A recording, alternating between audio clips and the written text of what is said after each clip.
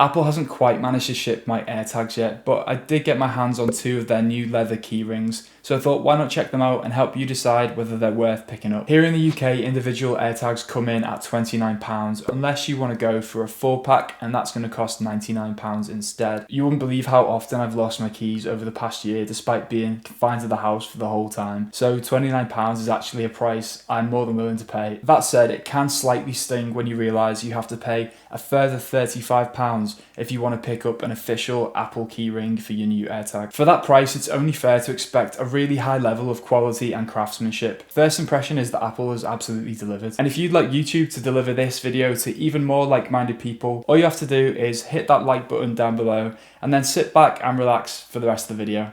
Thanks so much. So let's take a closer look at the keyring itself. It's very smooth and pliable to touch, but it does feel like it's quite sturdy. I am interested to see how the keyring ages because it's quite thin around these joints, and I just worry that if that gets bent in a pocket or something, it's going to eventually wear thin. But at least you can see the stitching is immaculately even and there's no obvious points where it's going to fray. Coloured leather often appears slightly dull to me, and although I do think the red appears a little bit more vibrant, both of them definitely have a really full tone, and I think that's just a sign that it's a high quality leather that's been used. I definitely prefer the red one, which is handy because that's the one that I'm going to be using for my keys. My absolute favourite backpack is this red Herschel Pop Quiz, and I wanted to get a keyring that would work well with the red lining and this keyring clip inside. Of course, I had to get something that would go well with my red Superland banana, which is a symbol of Liverpool and also was a nice gift from my mum. So if you're watching this, thanks mum. Sadly no AirTag to show off as of yet, but you can see by the size this is going to fit into pretty much every pocket, and it's got a really slim profile, which means it's not going to bulk up if you're wearing tight jeans. I don't know if you can see, but I tend to wear jeans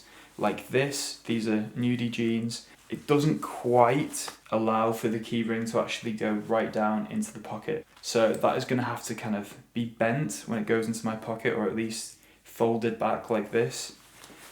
I'm not sure if that's going to be a great look with my keys themselves, but I can always put them in my back pocket if that gets a little bit too much. Anyway, most of the time it's going to be clipped into my backpack. If I have any other reservations about this keyring, it's that a lot of high quality leather goods have to be taken care of really well if you want them to last. I am concerned that this could wear thin over time or even get scratched up in my pockets, especially alongside keys. Ultimately, £35 is pretty expensive for a keyring. If you don't have that kind of money to throw around, then there are some really good Belkin ones on the Apple website for about £11.95. Typical Apple in that they seem to have kept the best colourways for their own key rings themselves. But look, I appreciate I am privileged enough to be able to afford small luxuries like this. Hopefully I'll actually get to leave the house this year and have much more fun losing my keys in far-flung exotic locations, not just piles of unwashed clothes in my bedroom. I'm pretty sure the AirTags are going to turn up in 1 or 2 days, so subscribe if you don't want to miss that video. Thanks so much for watching, and